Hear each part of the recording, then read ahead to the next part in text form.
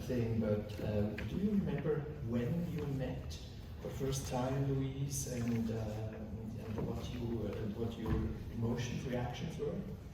It was a few thousand years ago that we met, so I can't vouch for the veracity of my answer, but what I am certain of, we met in the 80s. I was invited to her house, and I had the luxury of spending an extended period of time with her, where I could look at, for example, a red wax ear of what appeared to be a demon sitting on the table beside us, and to have an extended, unself-conscious, absolutely sincere conversation about how to make the color blue work. When you're an artist, you can feel a little silly talking to a civilian about how necessary it is to have your color work, but with Louise, it was natural and edifying. So in a way, from the very beginning, you seem to have talked very precisely about your practice as an artist.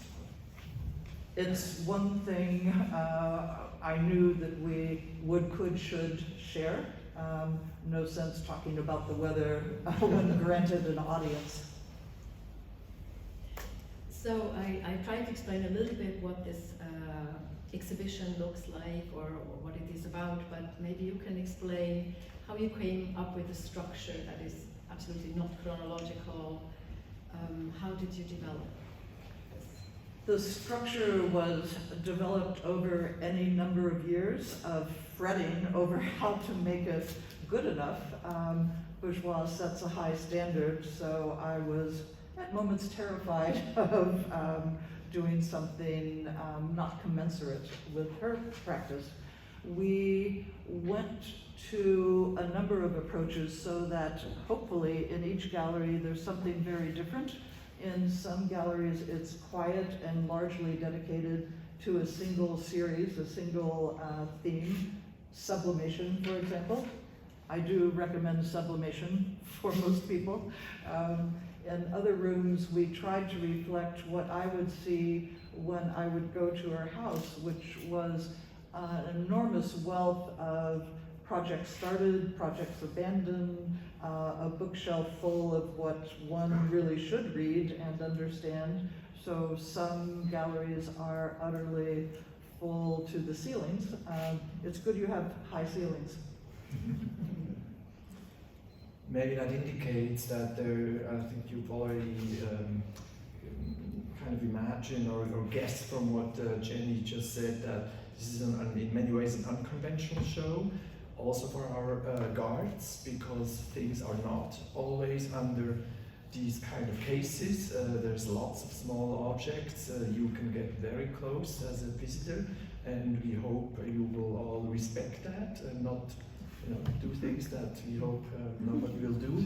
So, but I think that's part of the immediacy of it. I mean, you mentioned it right at the beginning, this unbelievable intensity from the very first moment when one meets Louise Bourgeois. I met her for the first time in 1989, later than you, but it was extremely touching, this kind of sincerity, but also the tenacity with which she continually worked, and even when she thought and talked, there was no disruption in a way, in her creative flow, I always felt. Yeah, please don't steal anything in the exhibition, however tempting. Can support you there. Yes, one of the best things about speaking with her or looking at her work was that, as they say in Brooklyn, she was not playing, although she did have a wonderful sense of humor and a sense of adventure. But she was utterly serious, dead serious about what she attempted, and she would try again, again, and again to get it right. Unlike many artists, she often did arrive there. In the exhibition, we tried to represent that with showing a number of series, showing a number of different representations of certain themes. She would go back and back and back very hard, and I admired and still admire that enormously. Well, how did you select the works? Because Bourgeois' work is so vast and so diverse, and I think it's really hard to, because every piece you choose means you have to leave others out. So how did you do that? Ultimately, I don't think we left anything out. The process of choosing happened a few ways. One was my remembering the pieces I've loved that I saw over time. Femme Maison, I saw at the Guggenheim years ago, and I adored it. So we were tremendously lucky to be able to have it here. Other times, as you mentioned, we were fed by the Easton Foundation and the Bourgeois group at large wonderful options from which to pick. We asked for what in some cases hadn't been seen frequently. We wanted to offer what hasn't been shown much.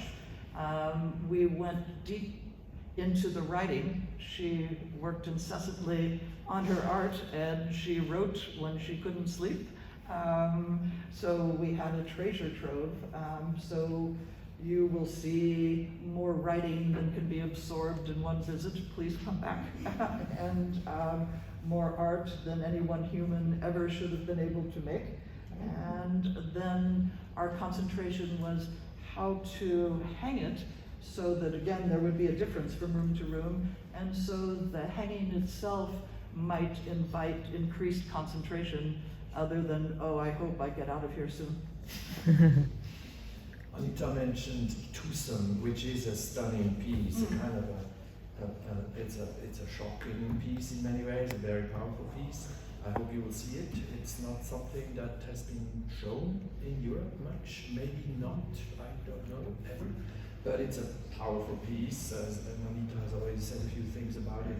How did you choose, or does it have to do with this transition between two buildings that you choose this piece, or can you say something about it?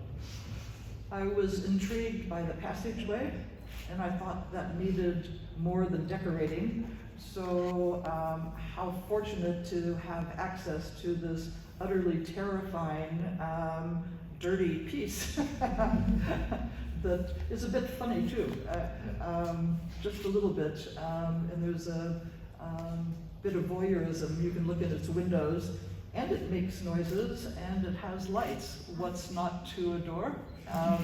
And yes, it does, in its back and forth motion, link the buildings and link the parts of the exhibition, because we have exhibition proper in the new zone, and then we have what I hope are some engaging or at least surprising juxtapositions in the old territory.